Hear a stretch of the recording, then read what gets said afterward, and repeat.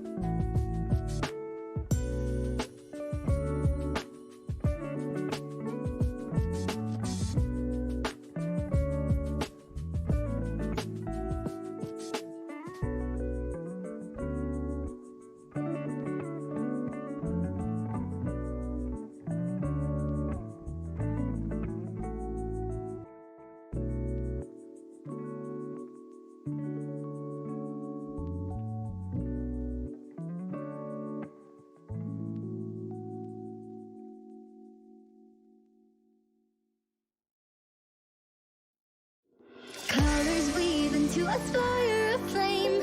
Distant sparks call to a past still unnamed. Light as torch against the cold of the night. Set your soul and reawaken the undying light.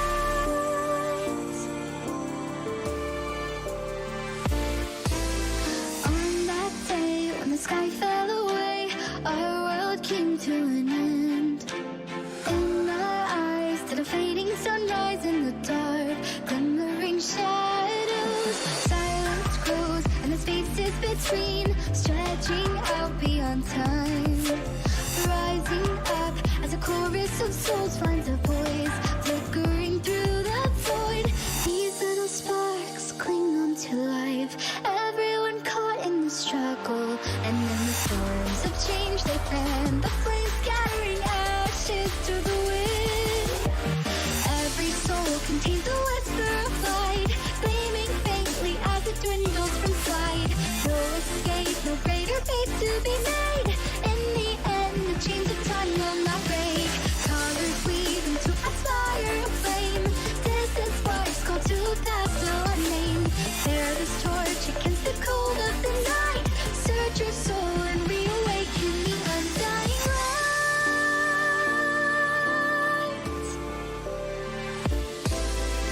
As fate spins, a thread without end, new life draws its first breath. Blossoming in a soil reclaimed from the past, where destiny holds fast. Here where we stand, hand clenched in hand, everyone caught in the struggle. This is the day we finally find our way, stepping into our tomorrow. Every soul contains a whisper of fight, growing louder as it calls to unite. From the distance sings a chorus of souls, rising slowly, stirring heat from the cold. Colors weave into a fire of flame. Good evening. Hey guys. Well, we have a bit of an interesting conundrum this evening. I somehow have managed to take a stream that was supposed to be just for patrons and make it for everyone. I have my YouTube channel connected to Streamlabs, and somehow Streamlabs didn't get the memo that it was supposed to be unlisted. So here we are. I guess I'm streaming to everybody now. What this is, just so you guys know, Here's what I was going to be streaming, showing everybody on Patreon. I was going to copy over the link. What this is, what I'm going to be doing every month, for those of you that aren't on Patreon yet, this is supposed to be a thing that is only for patrons, where I go back, I take a look at an older video. I'm going to turn my freaking music down in my ears so I can actually hear myself talk. Basically what I do is I take a video from the past that I have done, and I will sort of do a commentary on it. I'll rewatch it, figure out what I can learn from it, things that can be applied to the future, answer questions you guys have, look at comments that were on the original video, and things like that. So I should have chat going on over here in the top and the bottom left over here where it says chat. So if you wouldn't mind, guys, just because I'm having kind of a bruh moment, if you will, I need to see why this isn't actually pulling in the chat. I want to see you guys and everything you have to say on the screen, but for whatever reason it is not agreeing with me. It's kind of a pain. Done? I don't know why it's not working.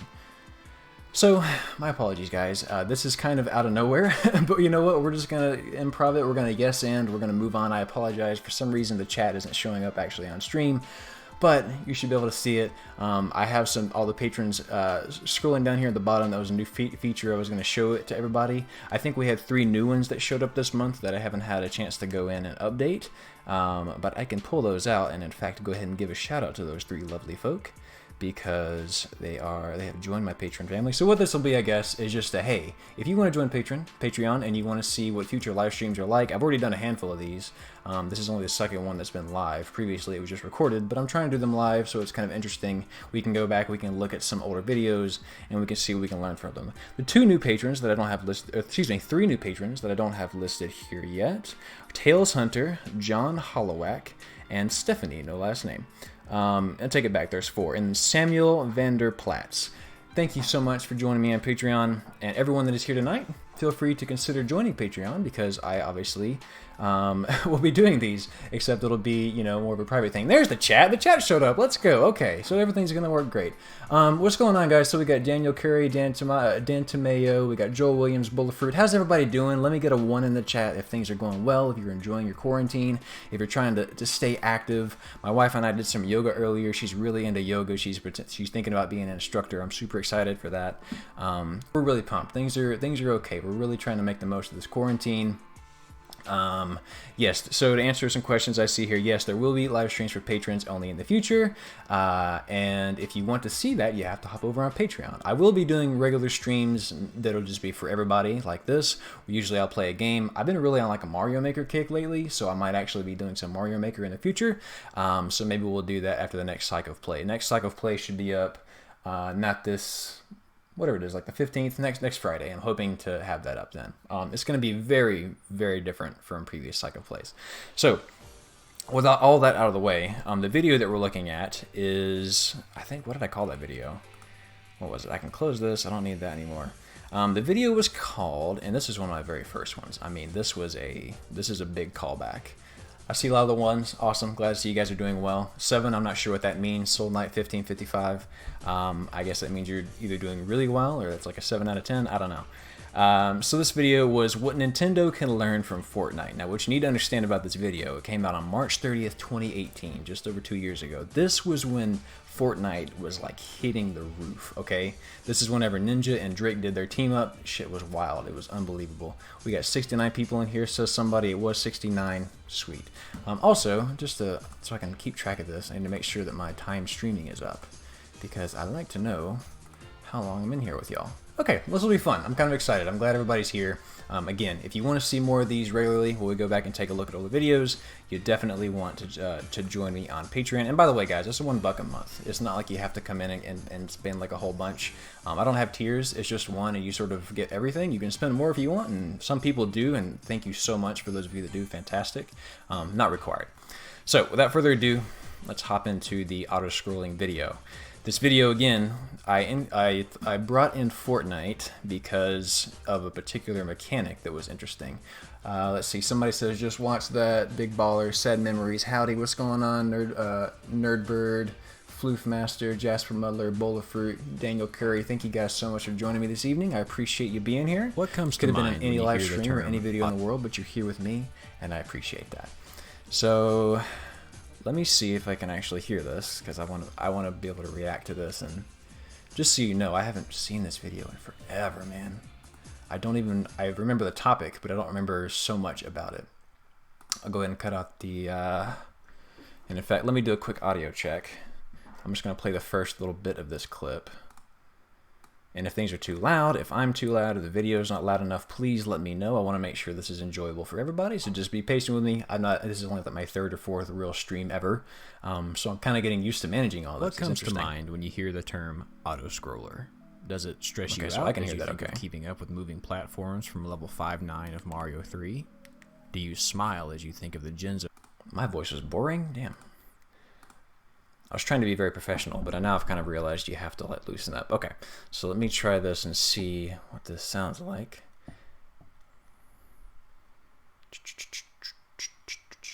What's up, Pab140? I see you. For those of you asking, I see some people asking questions about how do you find the Patreon.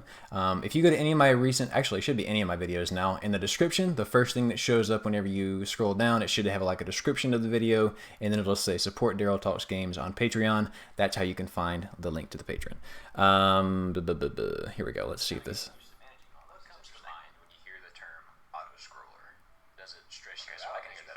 Okay, I think the video audio is good. Maybe if I can get this. So I have this tablet here that I kind of have to keep things nice and separate. Okay, volume's all right, cool. Let's go ahead. Yeah, I think it was a little bit louder. Someone said, I agree a little bit. So let me turn it down just a little bit. That way if I need to talk during it, I can. And then, yes, I know I have a couple skipped frames because my Wi-Fi is, so let me go ahead and place this here. Okay. Let's hop in. What comes to mind when you hear the term auto-scroller? Does it stress you out as you think of keeping up with moving platforms from level 5-9 of Mario 3? Do you smile as you think of the Genzo tree escape sequence from Ori and the Blind Forest where you frantically climb to keep from drowning? Or do you think of aggravating deaths in Smash Bros. Melee where you were left behind at the Poke Float? Anybody get left behind at the Poke Floats? That stuff makes me crazy. That was a horrible one. It's glitching. Volumes are right for us. Play Desert. Yes, I love your videos. Make it epic. Yeah, like I said, I apologize. I don't think it's my Wi-Fi. I think my computer actually is a little bit funky. So there may be a couple of drop frames. And I do apologize for that. I'm trying to figure out a way around that. But let's just keep going. Love them or hate them, auto-scrolling levels in gaming have been around since the dawn of platformers and continue to be a dynamic way to change the overall pace and feel of any game. However, as the possibility of transitioning a platforming game from 2D to 3D became a reality, developers have had to be creative in their quest to control the pace of their levels, since you can't just wipe away one side of the screen in Mario 64 to keep the player moving along. My name is Daryl, this is Forging the Level, and today I want to talk... Ooh.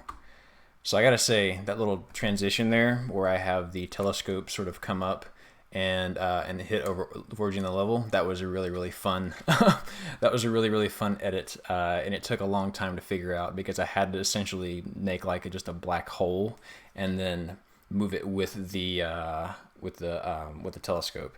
Again, I apologize for the lag. It keeps telling me these skip frames keep happening.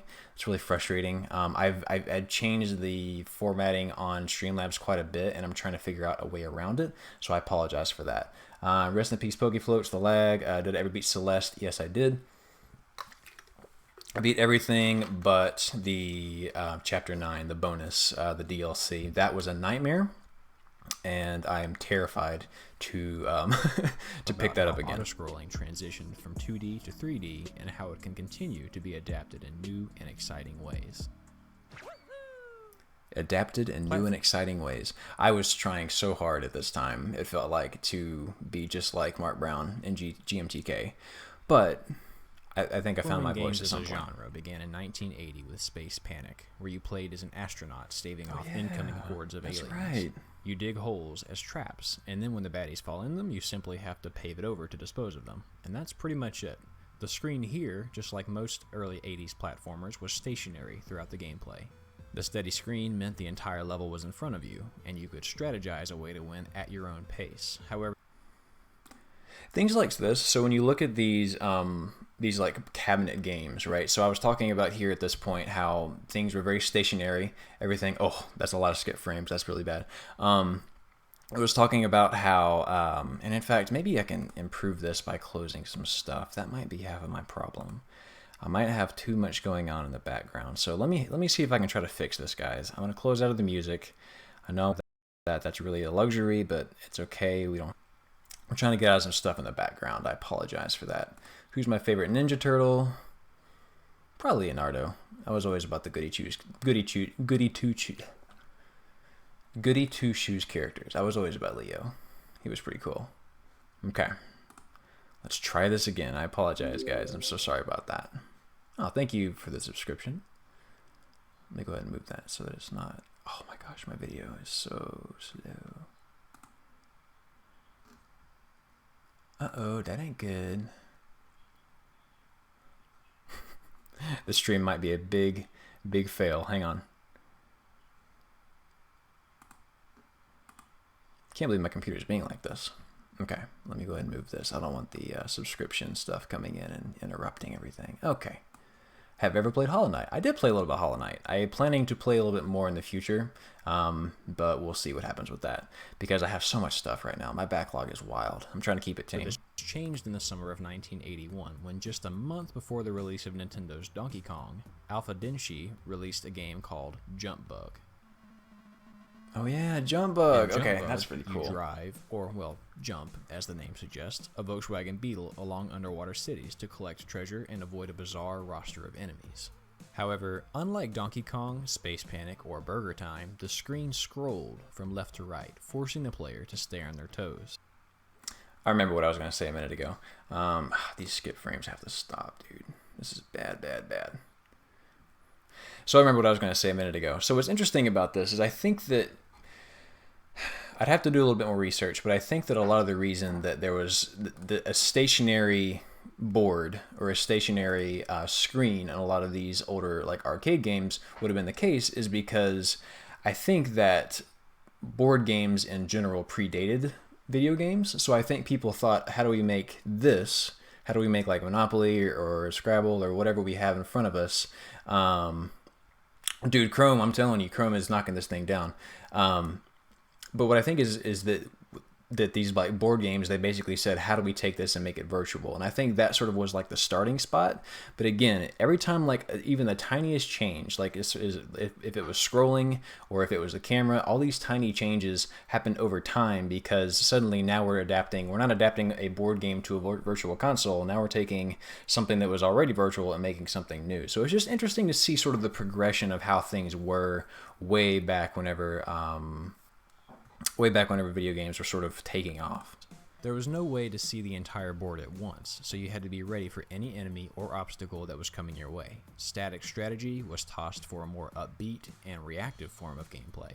When traversing the ocean in your bug, you had to be ready for whatever enemy was coming in a small window of time, whereas in a game with a stationary screen like Pac-Man, you knew exactly where each ghost was at all times. In Donkey Kong, you could see how the barrels were coming from above and could time your jumps appropriately. What's most significant about the scrolling change, however, is the environment. Single-screen games had a single environment, so you knew exactly where you could and couldn't jump and land safely. However, yeah, see, and that's the thing is like I do remember, and I'm sure a lot of you will also remember this. When the N64 sort of came out, people were almost like disoriented by the third dimension and the understanding how the camera works. And I think that there was a similar, but maybe not as drastic reaction to auto-scrolling because people were so used to seeing just one thing and seeing everything at once. So there was a bit of a learning curve there. in an auto-scroller, the environment is constantly changing, and there's little to no time to stop and strategize. You have to react to new landing areas and dangerous flying enemies, which may be why the mechanic didn't catch on right away. As innovative as... Yeah, I think I remember reading that auto-scrolling kind of wasn't around a lot, and in fact I think I talk about it because of that timeline. Nintendo is, with its creation of Z-targeting, portable gaming, and even the directional pad itself, it had nothing to do with the inception of auto-scrolling levels. We can thank Alpha Denshi for that. However, Nintendo would go on to implement the idea in some profound ways. 7 years after Jump Bug, auto-scrolling made its most commonly known debut in Super Mario 3 for the NES. Yeah, it was only sprinkled around before that. Nintendo did try it out much earlier than that in 1983 when they toyed with the idea of auto-scrolling in a Super Mario Bros. Oh yeah, that's Game & right. Watch. What's significant? So this is really interesting. Did anybody, let me know in the chat if anybody had one of these. But these Game & Watches were interesting because it was just sort of like a calculator. It only had the specific nodes that could like light up, or not necessarily light up. I don't even think it was. I think it was like it just occupied it with a chemical. I'm not sure how calculators work. But you get the idea. Like it was just interesting because you could still make a lot happen with just that. Unlike Jump Bug, the screen did more than just nudge you along. It could actually squish Mario up against a wall and cause a game over if you didn't move in time. In fact, some segments were specifically designed to trap Mario. So the screen was more than just a means to constantly change you could actually get smushed against the side. A part of the environment itself. And this idea carried... Stop with these frame skips, man. Bad. over Nightmare. From the Game & Watch, skipped Mario. Is there anything I can do that would help this? Because this is miserable. I'm sure you guys are really frustrated by this. I know I am. Stop it. Okay. What can I do to make this better?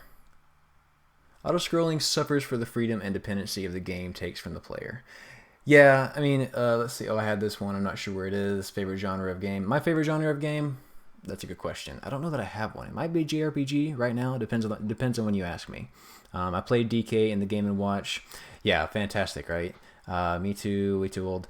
Yeah, so a lot of people have problems with auto-scrolling because it takes away from... Man, I almost wish we could just like not watch the video, but it's kind of the whole point of being here. But for whatever reason, it is just knocking down the stream. I'll try to like watch it in bite-sized pieces because whenever it goes long, I think that's whenever I actually have the biggest problem. But yeah, a lot of people have problems with auto-scrollers because if you're a person that likes to explore and you like to sort of check everything, it's not for you. I really think it is for the type of player you are. If you're the type of player that likes to sort of be reactive and play shortstop, great. I think they're for you. And then it's figure out. Delete system 32, it will help. Delete system 32. I'm not sure I follow. Stop pausing the video every 2 seconds. Okay, well, maybe we'll try that. I think I need to be pausing it, though. 1 and 2 for some reason, and then landed full swing in Mario 3, which is the game I'll be taking. But then again, we could just get through it. For the purposes of this video, we'll focus on 2 levels in particular, World 1-4 and the World 3 airship. Let's start with 1-4. You begin on a hill, and then the level begins to scroll. There are numerous gaps and moving platforms with a handful of Koopas along the way to keep you honest. The real threat of 1-4 is falling because of a mistimed or second-guessed jump. So, effectively, the scrolling is continually I was really trying to the enunciate there. landing area, and is doing so at a pace that is unfamiliar to the player. If you're someone who takes levels slow to make sure you don't miss secrets, or because you like to take your time and strategize, this change in pace is difficult to cope with. On the flip side, and I think a big part of this too, because a lot of people were saying that I like a timer because a timer gives me a minimum, right? It says I have to get to the finish line by a certain time. But the auto scroller, what it does is it makes you keep up with the pace the whole time. So it's not necessarily about time, because if you're on a timer, you can dilly-dally for a little bit and then you can jump to the end as fast as you want, and it's sort of up to you to strategize and figure that out. With these, it is you literally have to handle things as they come. AM Anime says, I think the idea is unique because it encourages split-second decision-making, but has poor execution. Yes, there are definitely times when it can have poor execution. If it comes across too fast, if you are punished for a death and have to go all the way back to the beginning, and a lot of times you do because they're auto-scrollers. So the idea is you want to be able to finish the auto-scrolling section. Again, a lot of people have problems with it, so I get that. I think what's best is if there is a way to be forgiving with the deaths. Because whenever that happens, and again, I always go back to Celeste for this, but it's so good in Celeste because you can die, boom, instant, you're back to the beginning of the part you pretty much messed up at. Unless it's a longer stage, which of course are at the end, and they're supposed to be a little bit tougher. Is it because the vid quality is too high? It could be, I'm not sure. I mean, I have it 1080 here. Maybe, well, hey, you know what? That's not a bad idea. Why not? Let's try that. I have a 720 version, so let's see if that will help any. If that helps, I swear, I will cartwheel, dude. I'm ready. I'm ready for this to be painless. Really apologize, guys. This didn't happen last time. Usually when I go through these videos, there's no problem. This is What not comes to happening very mind when you often hear unless the there's just term something I have in the autoscroller? background. Does it stress you out as you think of keeping up with moving platforms Stop it. from level Pause 5 it. 9 See, of it's Mario so 3? slow. Do you Pause. smile as you think of the Pause. Genzo tree escape sequence from Ori and the Blind Forest where you frantically climb to keep from drowning? Or do you think of aggravating death? Okay, there we go. I got it. So where was I? We were talking about 4-2, 4-1, one of those. We talked about that. We actually got a pretty good way through this. Okay, I think we're about here.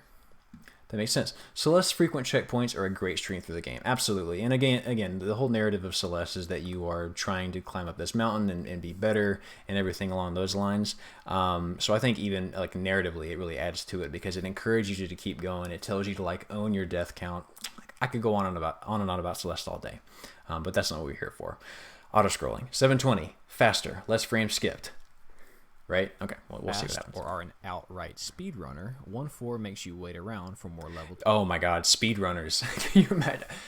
Auto-scrolling and speedrunning has to be a nightmare. You know full well that if it was a normal stage, it would be easy to shave off those precious seconds. As an aside, these are the most common gripes that players have with auto-scrollers, and they are understandable. We'll come back to this in a bit. Anyways, 1.4 as an auto-scroller forces the player to dance around an ever-changing safe landing zone at an unaccustomed pace. And this can create the sensation of unsteady footing and perhaps acrophobia. However, on a different stage, auto-scrolling can also... So this is interesting. One way that I think I have really improved as a content creator is I feel like things... Because I used to feel like I needed to over-explain things. I don't think I need to explain acrophobia now. Or if I did, I would make some sort of a joke out of it. Here, I have it very serious looking, very professional looking. I think acrophobia, the text, is actually not centered. I've come a long way since then. Hang on, let me get this stupid notification out of the way for skipped frames. I guess the 720 didn't work. But I'm pretty sure acrophobia is not even centered here. And I still make mistakes today, but I would have made a joke out of this or something, you know, like I don't think, and again, I think later on in this video, I define claustrophobia.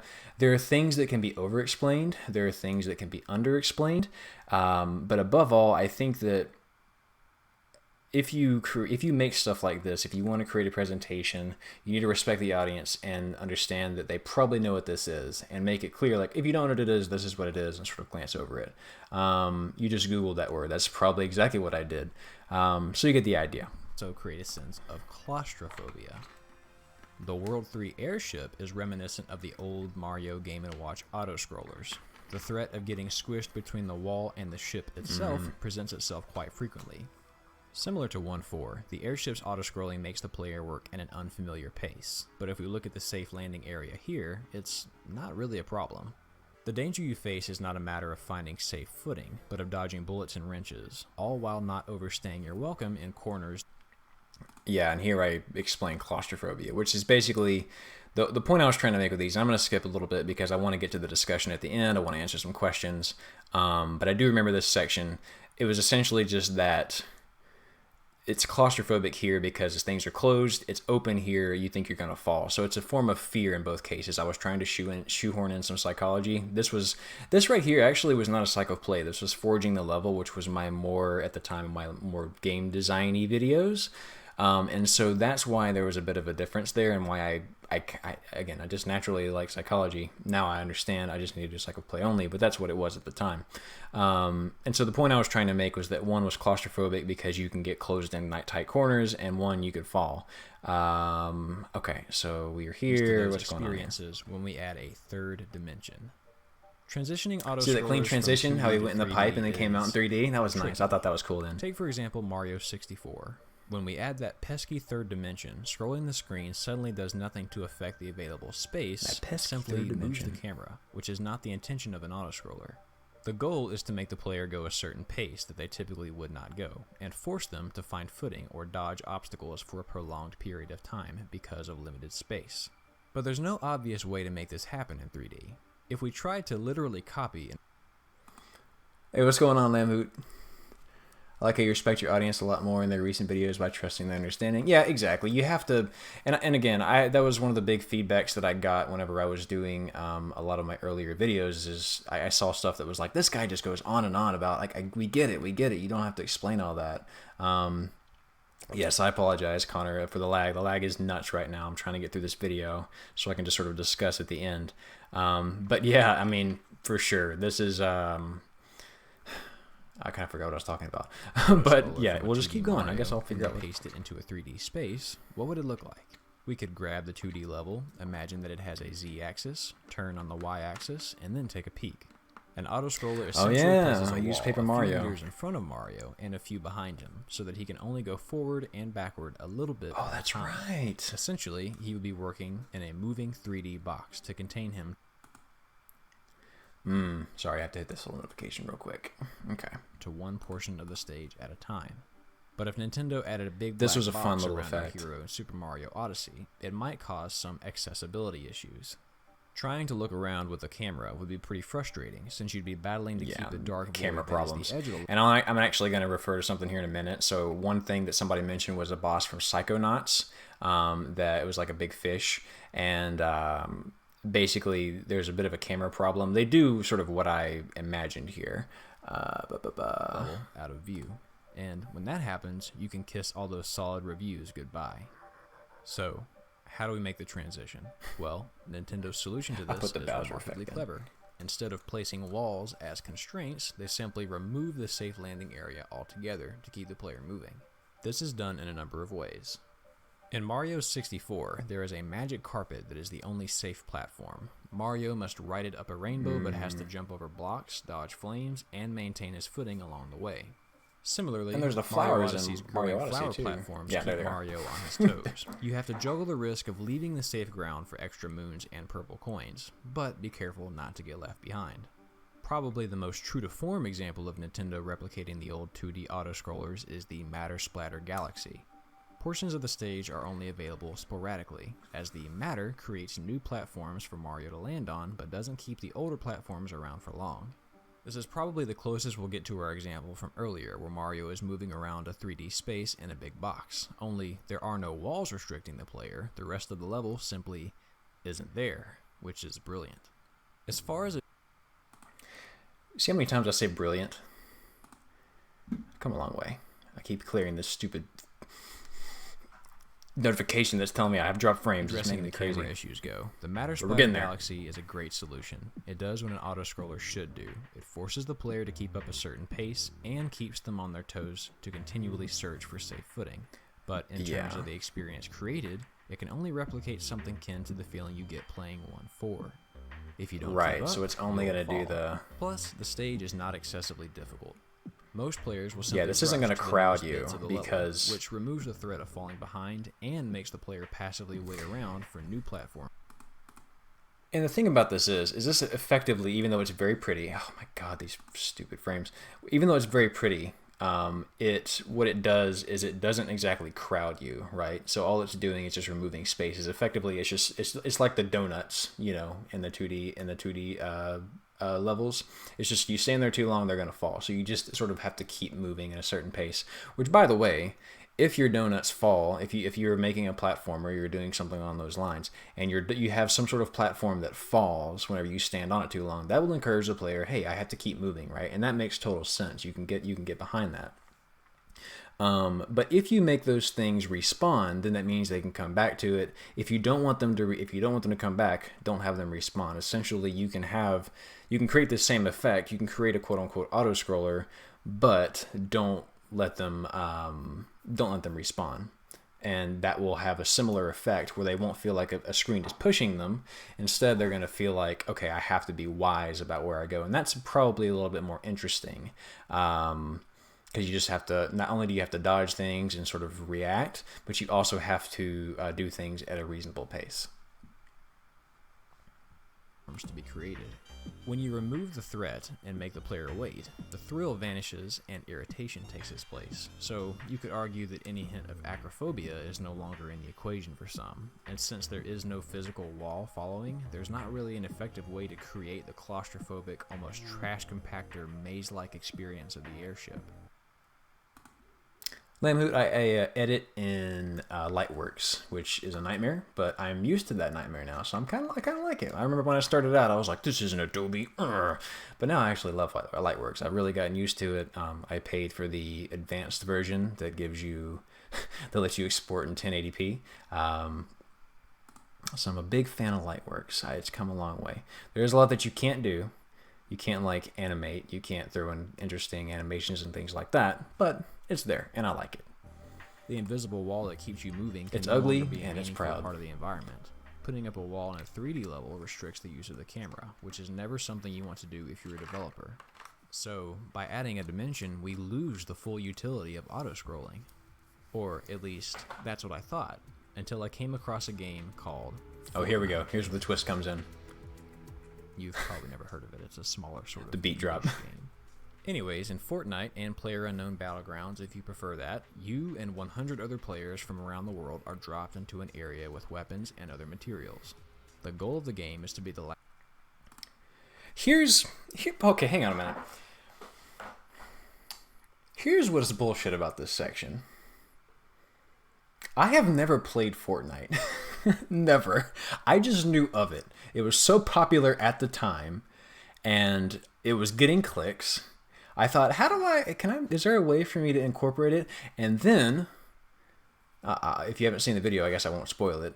And then something interesting happened. I discovered a mechanic in it, and so I watched a little bit of Fortnite, but I have never actually played Fortnite in my life. And I don't plan to. It doesn't appeal to me. Player standing. It's And that would essentially probably suck. The Hunger Games Online. In both titles, there's a system in place called the Circle, or the I thought it was Storm funny. Eye. The Circle is, well, a circle that covers the map and will shrink in size as the game progresses. The purpose of the Storm Eye is to continually make the map smaller so that all the players competing will be forced to eventually come out of hiding and have an encounter with another player. If you're playing Fortnite, for example, and you're caught outside the circle in the storm, your health will gradually deplete. This is to herd you into the active playing area and keep the pace of the game going. Now, admittedly, Yeah, and again, it's all about pace. So the bubble in Fortnite, it does a great job of herding people together. The less players need less room, of course.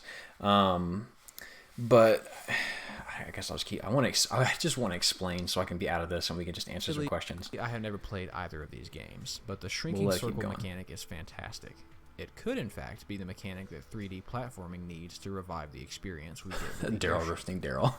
To clarify, I'm not saying we should drop a Storm Eye on top of the Mushroom Kingdom and then make the next Mario Party a shooter, but to illustrate how the circle Also, some of can my help, comments are let's coming in create the delayed. level, or at least a very rough draft of one in Blender.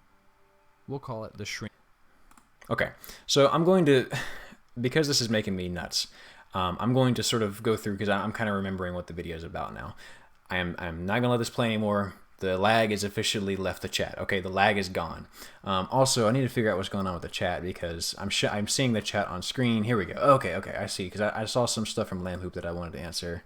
Okay, quality content, not really. What are you editing in? Is it the rate of falling donuts? The auto-scrolling is a function of the performance. So like they're in control. Yeah, exactly. So it's like with the falling donuts, it's like the player is in control. So you have to keep up a pace because there's only so much ground to go with, meaning you only have a limited number of moves. So if you had a level with the falling donuts or falling platforms, you control where you land. It's sort of like in, how many times can I come back to Celeste? Oh, no, there's another one that's a good one. In Cave Story. Cave Story has that section when you get it's like the chapter 2 or something, when you get the gun and then your bullets both damage enemies and they take out like bricks. How you take out the bricks and the order in which you take out the bricks matters because you have to be able to get through it safely to get to the next section. And I thought about doing a whole video on this, but basically things that are mechanics that require you to be thoughtful about where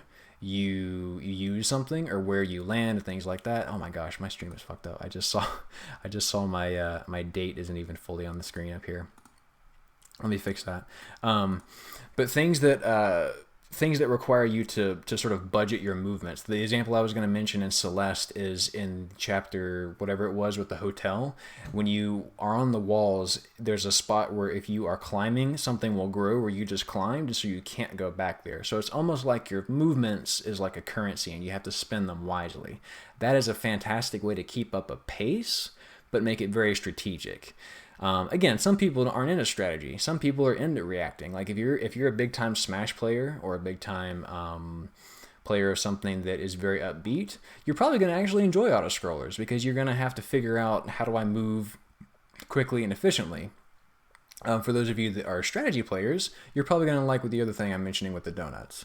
Let me go ahead and read some. Get good. Daryl roasting Daryl. What's going on, Curtis Jensen? Good to see you, man. Ye Mario Scooter, Sam Pound, Mario Shooter Game of the Year, same with Downwell and Friendly Fire. Yeah, exactly. Downwell is another great example where you have to sort of budget out your movements, you have to budget out your ammo and things like that. Let me go ahead and finish up this video, not by playing it because it's been a nightmare. I made this shrinking kingdom, right? And the idea was it was a 3D map where you hide coins and you hide moons and things like that amongst the map. And then and I had some pyramids in there because I was feeling extra.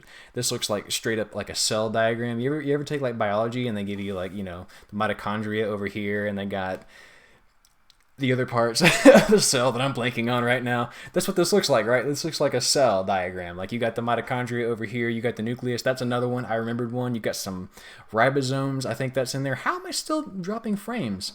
I don't even have the video going. I guess it wants me to close the video player, but I'm not going to do that. I at least got to finish talking about the video. But the point I'm trying to make is that in this part, what I was saying was that if you took a Mario Odyssey level or a 3D platformer level and you created that slow zoom into the center, number one, it's going to create that claustrophobia, right? So suddenly it's not about falling off or running out of space. Now it's about, okay, I got to make sure I don't get caught inside where it's not safe. I got to make sure I don't get mashed against the wall. I got to make sure, and actually the other part that I mentioned here in a minute was that you can set up interesting sections where if the wall is at just the right moment, you can wall bounce. Hang on, let me get through here. Yeah, so like this would be a good example of how you fix the camera problem. So if the wall was invisible, but not if the wall was transparent, tree sub, it looks kind of, sorry, I was reading comments. But if you make the wall transparent, suddenly it does become something that you can interact with. It becomes a part of the environment as opposed to something from the environment being removed. And so that's what I thought would be an interesting idea, is to basically have a whole kingdom where this wall was shrinking in, and then you can get interesting areas where maybe you hit a P-block, right? And what that does is it stops it up against the pillar, and then suddenly you can do a wall bounce. You can wall bounce while the P-block is going, go get your moon and keep it going. It just sort of adds some different stuff to it. I love cell walls. Wow, it looks like a plant cell. Yeah, it does, right? I had that thought whenever I was editing it, I think, or whenever I was making it. But I downloaded Blender. A lot of people were really impressed that I did the whole Blender thing to like make a level.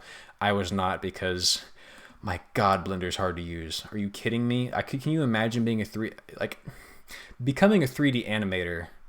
Those are the real heroes. I mean, good Lord, the amount of work you have to do to make it work. I tried to use my poor little computer to actually render this level and make it something that you could potentially play. Never again. Never again. I'm not on that level. So yeah, and then I recap and basically say that, you know, auto-scrolling is still something we should really consider that to be a legitimate thing. And again, I think there's something there. I think that you just have to be careful about doing your auto-scrolling. And I think it also depends on the player. There's some people that are going to love auto-scrolling. There are some people that are going to hate it. I like it. It's a good challenge. I don't want a whole game like it, I'll tell you that much. But I do like it in spurts. I think there's a lot on the table. So please, guys, hit me with some questions about this video or videos from the past. I also have some comments here from the original video that I'm going to go through and take a look at. This video did alright. I got 32,000 views. I do remember this video being one of the first ones to hit like 500 whenever I first got going, and I thought I was hot shit, man. I don't remember if you mentioned this video, but Psychonauts did an auto-scroller with claustrophobic-esque mechanics. Yes, they did, SodaPop67. There was a video, and in fact, I have it here that I can pull up.